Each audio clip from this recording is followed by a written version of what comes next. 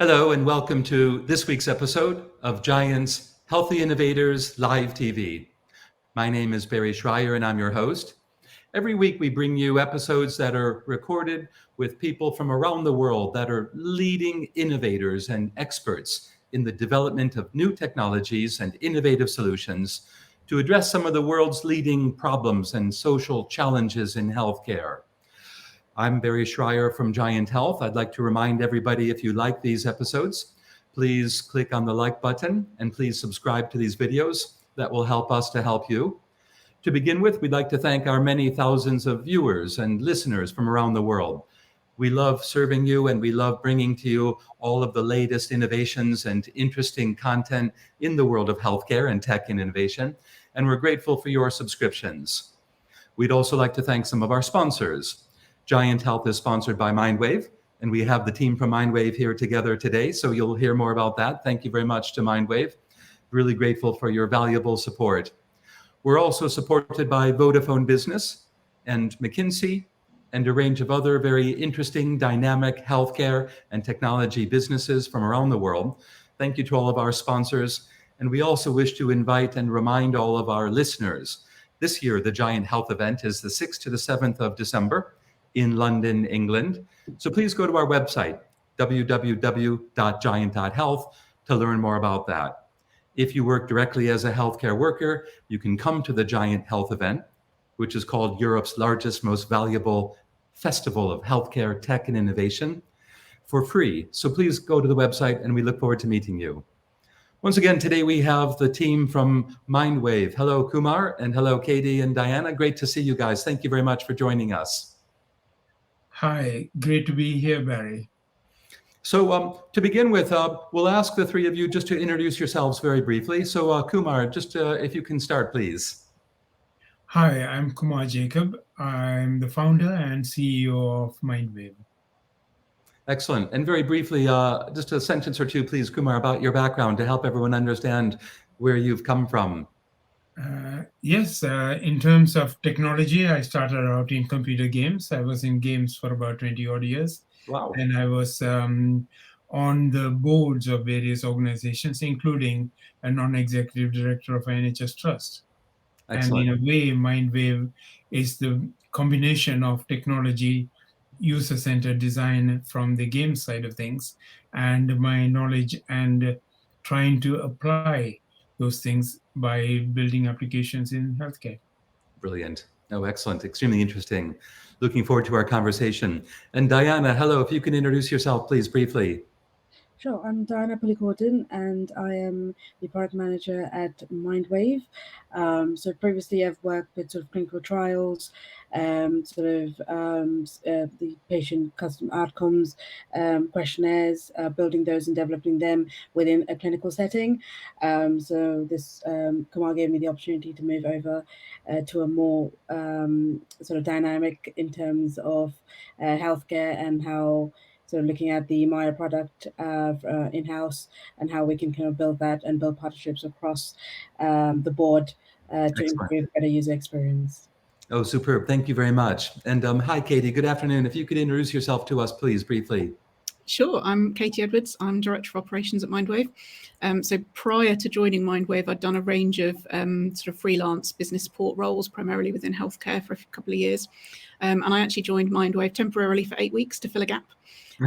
As a sort of temporary project manager. I was told they just need an organised person, and they've not managed to get rid of me yet. Oh, so hopefully that says something good about the company. Excellent. Well, look, we need an organized person at GIANT as well. So I don't know, Kumar, if you can lend Katie to us, perhaps in the evenings or something. But, great to see you guys, and thank you for the introductions. So what we like to do is we like to explore what are some of the biggest challenges in society or one of the biggest challenges in healthcare. What's an example? And how did that lead to the origins and the formation of Mindwave? And a little brief introduction about what you guys are doing. So perhaps, Kumar, if you want to help us to learn about that, please. Yes, thanks, Barry. I think that's a big question, obviously, in terms of society and healthcare. I suppose focusing on where we are, particularly in terms of the UK, I would say post-COVID, in healthcare, we are going into this period of understanding and balancing the needs and capacity. That is going to be the ongoing problem. It has never always been a problem, but it is something that we are going to have to really understand and deal with. The needs are increasing, not only the issues around the aging population, but also other factors such obesity and addictions and so on. Those are huge.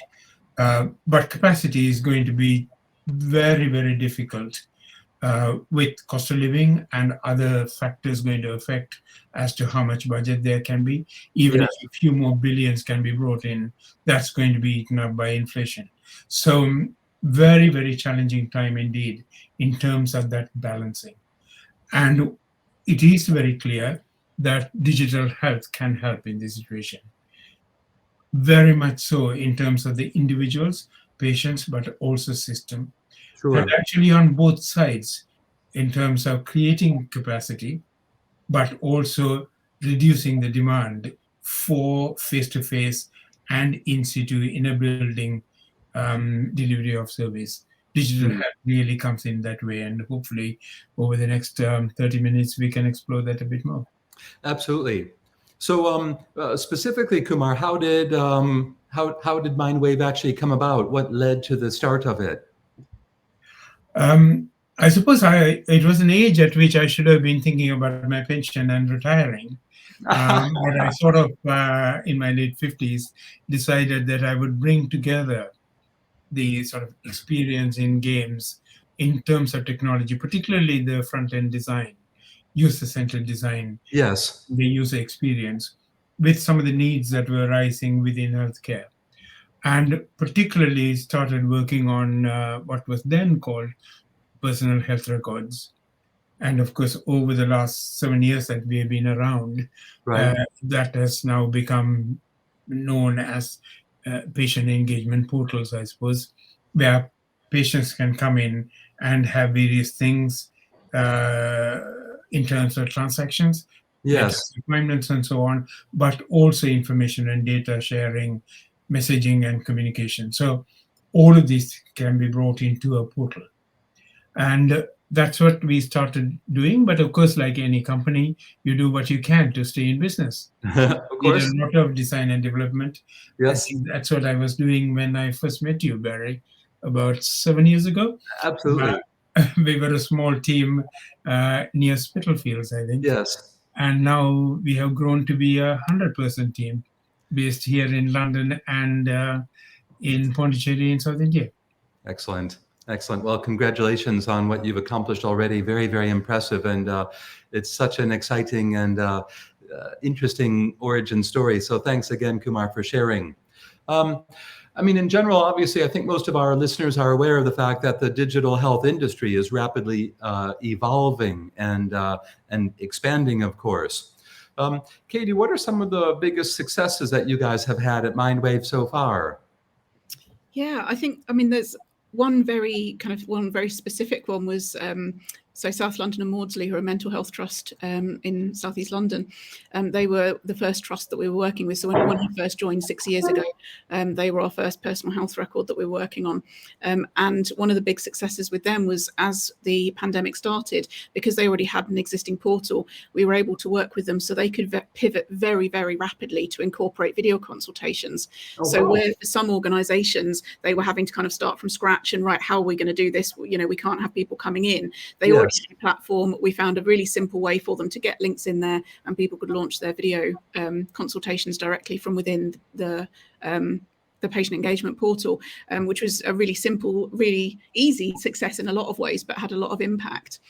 But I think some of the others are probably around the growth of some of the projects. So I think 2018, we started working with the adolescent ADHD team at Oxley's NHS Foundation Trust. Right. So it was one team, it was a small project, it was a small budget, it was very focused, but it worked so well for them. And we've got some really nice positive feedback from some of the families that use the portal and the benefits that we've been working with Oxley since to develop a trust-wide portal. So it's expanded out a lot to a much wider population based on that initial small success. Yes. And in those circumstances, did the customer, so to speak, the hospital trust, did they actually come to you and say, "Hi, we've got this problem. Let's work on creating a solution," or did you have like a more fully baked product that you were promoting actively, and you found people who said, "Yes, I want to buy that"? It's shifting, I think, at the moment, because our product now is much more functionality rich. It's a much more mature product. But at the time, yeah, it was very much, Oxley's. We've always worked with them really collaboratively as Nice. quite a kind of embedded team almost. And yeah, so they went out to market for the trust-wide version of the platform. So obviously we went along and presented everything that we'd done and work we'd done with other organizations.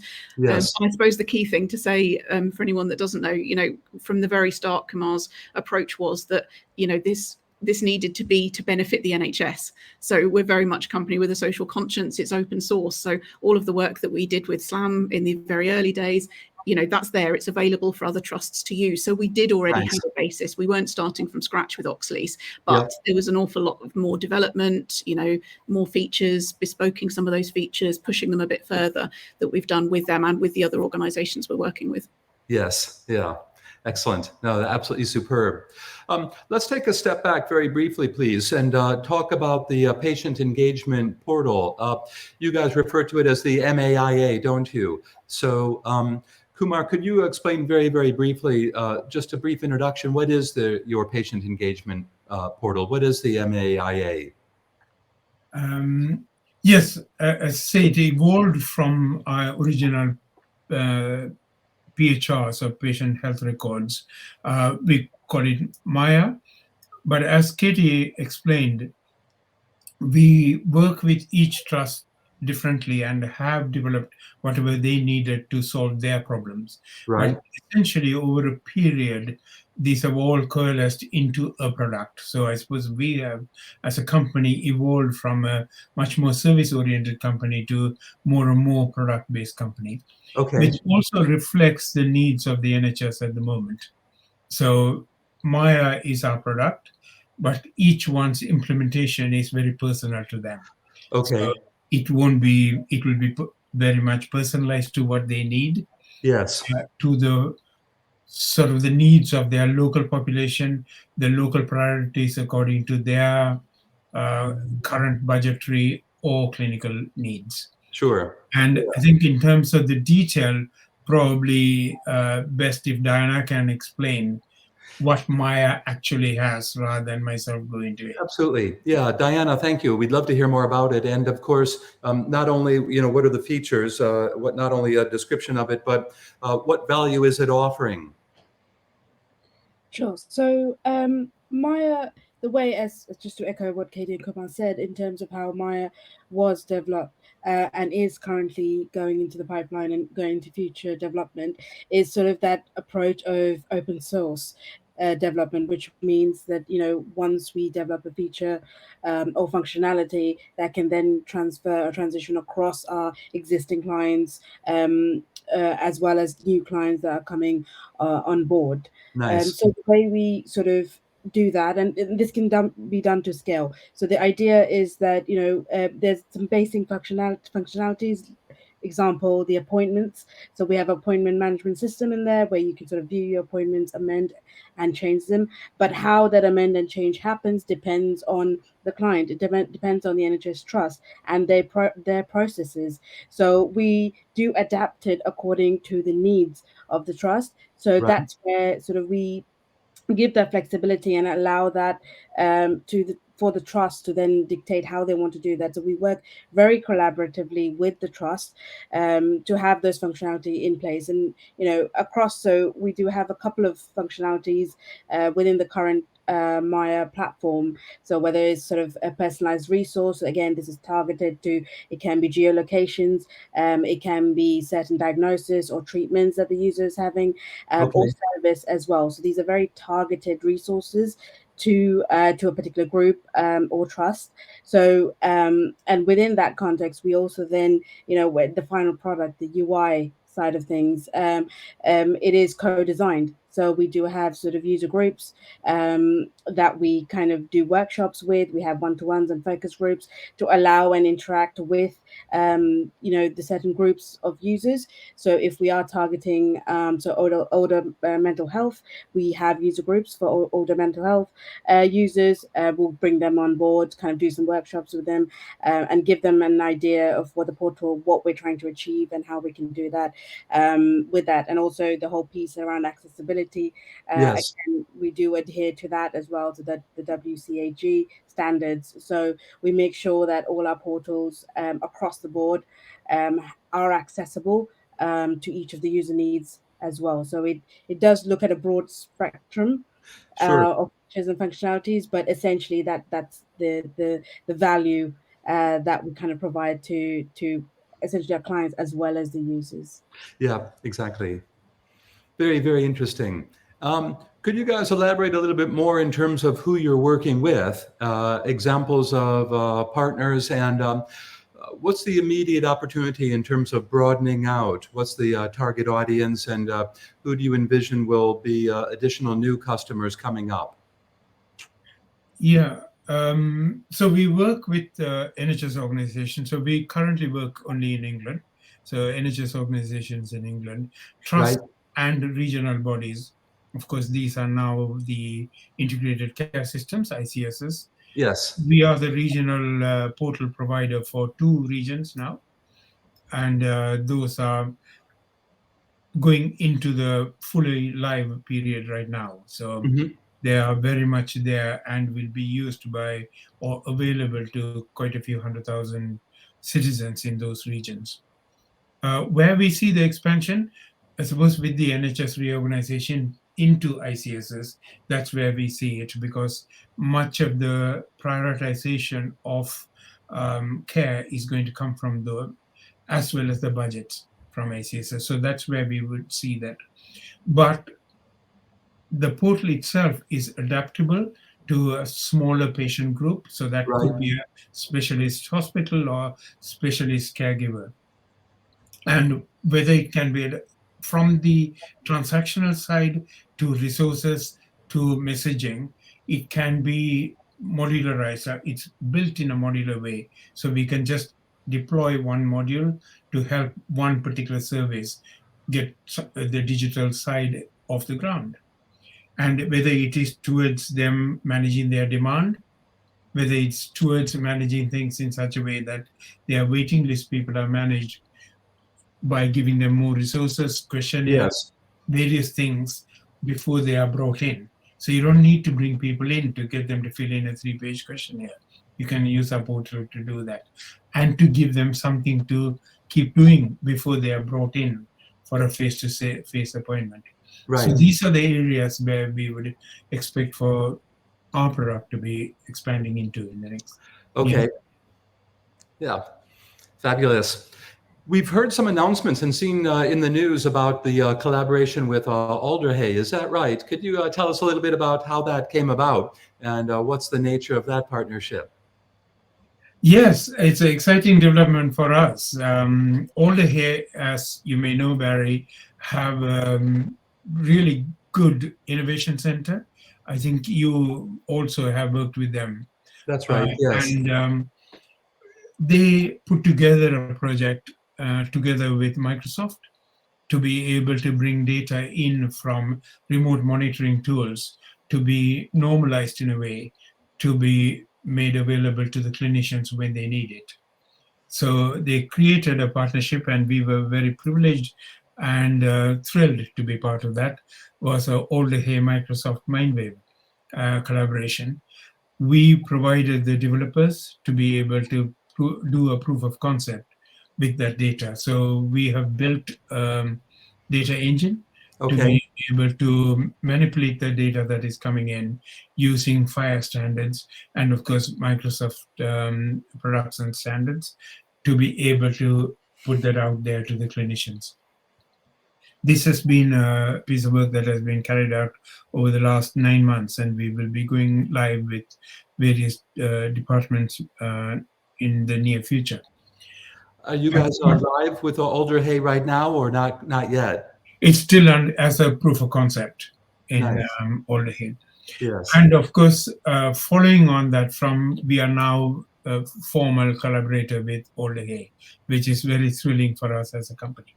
Absolutely. Yeah, no, congratulations. We've done a lot of work in collaboration with the Alder Hey Innovation Hub, and the vibe I get is that there's a outstanding, what do you want to call it, approach to innovation and a willingness to innovate, a willingness to adopt and change. And the whole innovation hub up at Alder Hey, I think, is a great example of what can be done and how important it is to have that can-do spirit of innovation. Yes. So that's great to hear that you guys are working with them. Anything else regarding the Alder Hey collaboration you'd like to elaborate on? Yes, so we also worked with them on referral platform for children and young people in mental health care in the northwest of the country.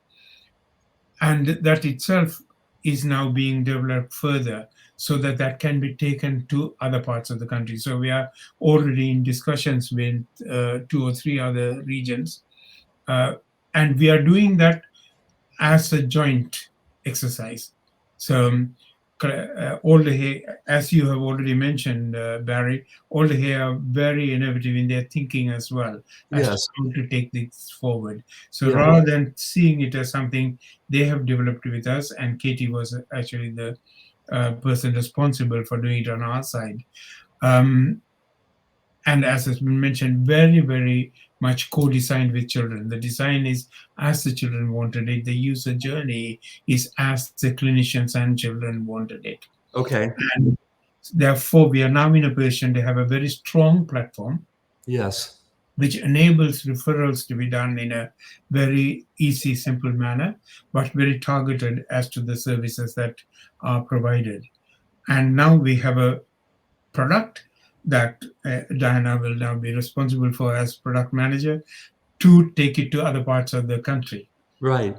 And this is a really good evolution of how these things can be done, rather Excellent. than doing it in one place and us just as a commercial going and redoing it for somebody else, Sure. which is a waste of resources for the NHS. This is amazing. And all the Hey are looking at it very, very positively, and they are very supportive to take it with us to all the others. Oh, superb. Such a good story and a great additional, if you will, level of accomplishment and value for Mindwave. So how do you move it forward on a very practical basis? A lot of our listeners are entrepreneurs, are people that have either launched healthcare tech businesses or are working on the clinical side and have ideas that they believe have potential to be turned into products and services. So like I said, on a very practical basis, how do you actually move forward with this now? So you have this collaboration with Alder Hey. What's next regarding other partners, and who are those other partners, and what are conversations with them like? So in terms of how we sort of move forward from from the already work that's been done, and we can have sort of a mature product. At the moment, we're looking into as per the health secretary's directive, looking at the digitize, connect, and transform. Keeping that in mind, how do we then kind of use that element and kind of put that into practice? So the first thing in terms of digitize is, as I said earlier, is co-design. I think we can't move away from the fact that these products are for users. Even though we're delivering it to our trusts who are commissioning it, we need to be very mindful of our end users. And the way to do that is to get cohorts of users for particular Sure. trust, to enable them to then add value to the product, looking at accessibilities and how we can then enable and get them to adapt the product. Secondly is sort of getting those connections in place. So in terms of connectivity, connecting up to sort of electronic patient records within the hospitals, getting those key data information, so appointments, letters, all of your vaccination information, whatever the information that is available, and how we can then give access to the patient for those, so then they can Excellent. monitor and lead their care. And then lastly, sort of transform that. So once they have that information, what do they do with it? Whether sort of doing video consultations online, getting that resources, doing that extra bit of monitoring, using our trackers. So we've got a wide range of trackers that we have, depending on the health needs, sort of using that, monitoring that. So moving more into sort of a preventative care, and rather than just going onto the portal just for the immediate needs, kind of looking at the long-term Yes. needs of the cohort. So going back to Kumar's point of, there is since COVID, there's been an issue in terms of capacity, and how do we kind of reduce that? And preventative care is one of the main ones that comes out of it in terms of that, and sort of clubbing all of those together. And that's what we want to present, moving forward to our potential clients as well. So at the moment, we are working with a few trusts, so Salford in particular, which is the Northern Alliance, where we're doing a patient portal for them, and we are putting this into practice and looking at these kind of aspects and seeing how we can then move this forward as well, which again leads to the fourth point in terms of commercialization. Yes. It kind of makes this process kind of makes it easier to adapt a portal and then put it to market quickly, because with a lot of these things we need to be able to get the product to the users at the earliest opportunity. So because with digital it's quite fast paced, things keep changing. So in order to innovate, we need to be able to then give users access to this as quickly and learn from it as well. Exactly. Yeah. Diana, thank you. That's a very helpful additional explanation. Thanks for that. Katie, from the clinician's perspective, I think it'd be really valuable for our audience, our listeners, to learn more about that. So again, if we can take a step back to begin with, what are the issues in the eyes of the clinician? And then once we're aware of that, what is their perspective of this? How do they engage with you guys? Where do they fit in the bigger picture? I think with clinicians and clinical teams, it's quite varied. So what we've really tried to do is create something that will be as flexible as possible and allow them to set the expectations about how they're going to use a digital tool. So obviously they have challenges in their work. Particularly the one that we've heard a lot is around just their workload, the number of additional patients, the ever increasing patient list. Whenever you try and introduce a new product like this, there's obviously a lot of fear about, is this actually going to make it worse? This is more things that I've got to do, or different things that I've got to do. So it's around, trying to, in a lot of cases, actually just trying to be really clear that we're not giving them anything extra to do. We're just giving them a slightly different way to do it. They were still doing these things. They've still been communicating with patients. They've still been, reviewing patient information, all of those things. But this is what we hope is a better, easier, quicker way to do it, but they can set those expectations. So, we're not giving them a platform and saying, you must be monitoring this day by day, looking at all of your patient tracking. You decide, you say to your patient, well, you and I are going to look at this together at each appointment, and I'm not going to look at it in between. Is completely legitimate. It would be fine to say, I'm not going to look at this at all. This is for you. This is for your self-management. And if you see something that concerns you or that you want to highlight, you come and tell me. So, they've got that flexibility to use it in a way that suits their workflow as an individual and as a clinical team. Yes. Excellent. And how do they measure the impact, or what do you say to them for them to really be able to buy into it and say, okay, I can see the difference this is making, or I'm whatever. Is it I'm now 2 times more effective than I was last week, or I'm seeing 27.3% more patients, or I don't have to remember 300 things every day. I only have to remember 200. Now, what are the drivers? What are the KPIs and so forth?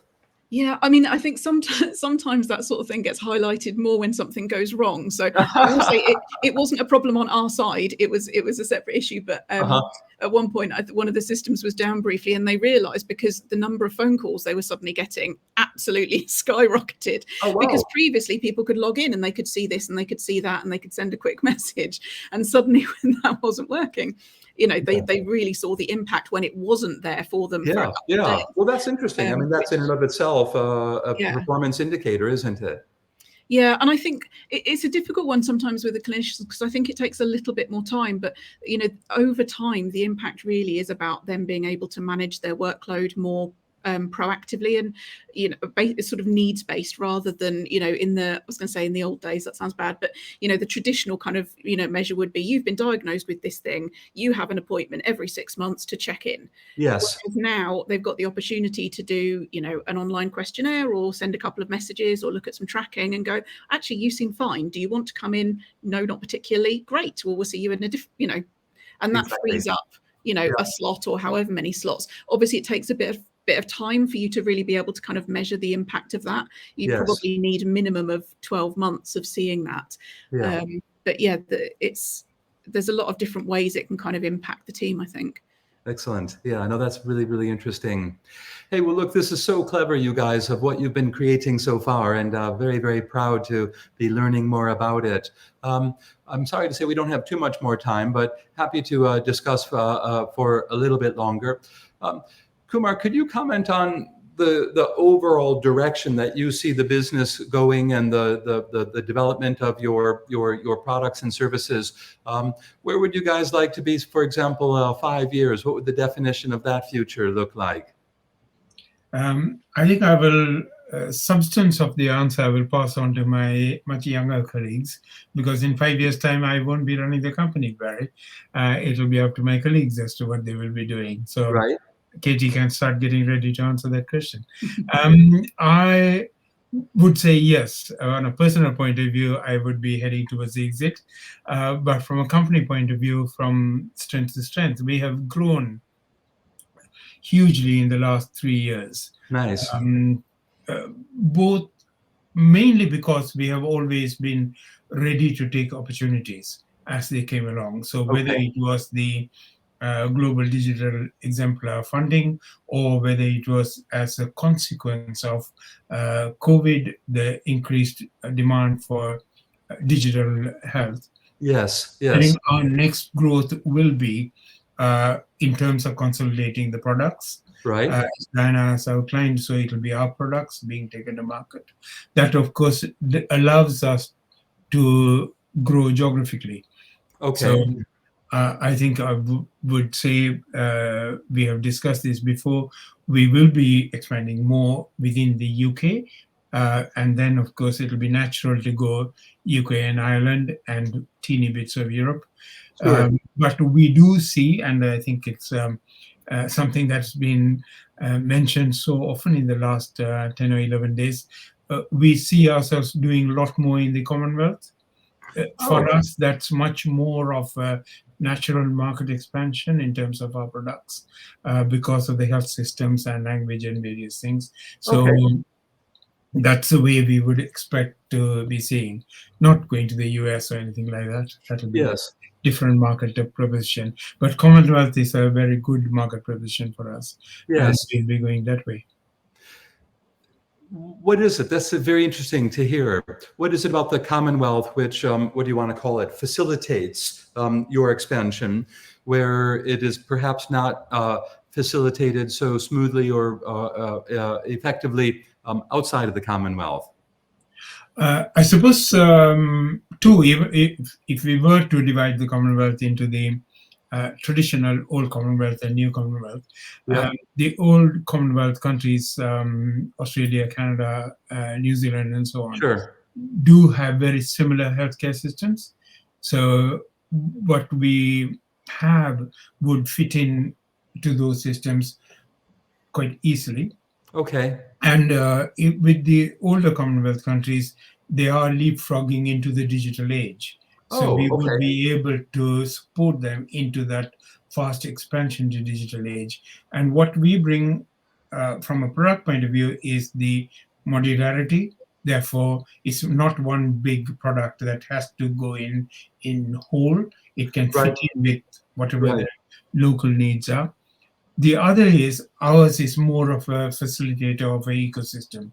As Diana said before, we can connect with quite a few different suppliers. We are very, very agnostic about who we work with in terms of the appointments provider or the document provider or particular tracking or data provider. What we have is the middle portal platform and engine.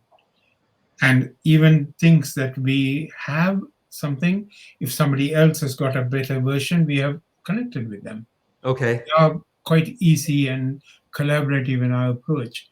Therefore, Nice. if you go to the countries that we mentioned, if we have others who are already part of the ecosystem, we can provide the platform for others to connect into. Right. And Commonwealth, I suppose, is an easier way for us to sort of plan it and take things forward. And I suppose from a sales and marketing point of view, language is also there. It's easier. English is almost 100% the language of medicine and language of provision Exactly. of medicine. Yeah. So that greases the wheels of commerce, doesn't it? Indeed. And also many of the decision makers, I suppose, would have done their postgraduate degrees either in management or in clinical in the UK. Oh, wow. That's where most Commonwealth people come and do their postgraduate degrees. Right. And that, of course, means that for us to go and work with them. And we actually have just started working with the Department of International Trade. And we Nice. are going to be in their next healthcare playbook. Therefore, we would be working with the UK government to do that expansion overseas. Excellent. Outstanding. Oh, that's so interesting. Hey, you guys, such a joy to learn more about Mindwave and to hear about the successes you guys have had.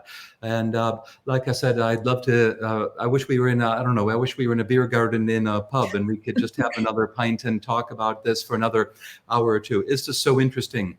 And as we have discussed, obviously, you know, the developments of digital health in general are expanding, and the opportunities, of course, are vast. And how exciting and how impressive that you know, Kumar, you and Diana and Katie have taken advantage of the opportunities, and to see the success and the growth of Mindwave is very, very impressive. And it's also very generous of you guys to share your story and your observations with us and with all of our listeners. So thank you very much for that. Thank you so much for inviting us, Barry, and especially as I met you years ago when Absolutely. GIANT was still smallish. Yes. In fact, you very kindly invited me to speak at the first GIANT event. Therefore, it's a huge pleasure to be All continuing to those be years ago. authors, indeed. And we were only 9 people at that time. Yes. And it's really, really great to be sponsoring this year and being part of it. And I hope we will in December go for a beer. Absolutely. Yeah, Katie, thank you once again. And Diana, thanks once again. So we look forward to seeing the three of you at the GIANT Health event. And thanks once again to Mindwave as a sponsor of GIANT this year. Really appreciate that. So to all of our listeners, once again, this has been Kumar and Katie and Diana from Mindwave. You can learn more about them in the links below the video. And we also invite you to look at their website. And if you have any interest in talking to them, please contact them directly or contact anybody at GIANT, and we can help you with an introduction. This has been this week's episode of GIANT's Healthy Innovators Live TV. And my name is Barry Shrier. I've been your host. On behalf of all of our listeners, we would like to thank our sponsors, Mindwave Ventures, thanks once again, and also Vodafone Business International. Thank you. And we also have a very, very long list of additional sponsors, which we'd like to share with you. And again, you can see the links to all of them at the bottom of our YouTube channel.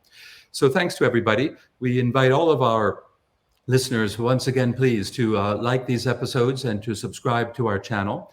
And we invite everybody to go to the GIANT website, www.giant.health, to learn more about our big annual flagship event, which this year is on the 6th and 7th of December in London, England. So thanks once again, and look forward to speaking with everybody next week. Thank you and all the best. Bye-bye. Bye.